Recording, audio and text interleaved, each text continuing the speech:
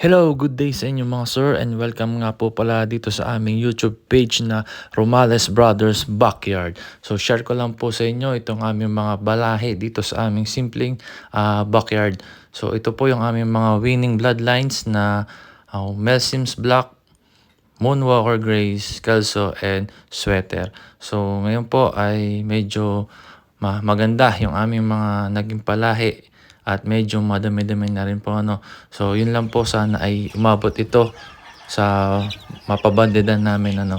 So yun nga po, sa pag-aalaga din ng manok ay kartong stage ay napaka-critical ano.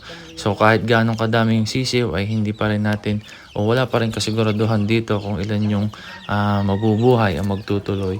So kailangan talaga sa gartong stage ay yung focus sa pag-aalaga ano, sa mga pagbibigay ng karapat-dapat na vitamins at mga patuka sa ating mga sisiw. So kung nagustuhan nyo po itong aming video, please like, subscribe, and share nga po pala ano. And then maraming salamat po sa inyong pagsuporta at sa susunod na uling aming pag-upload. Thank you.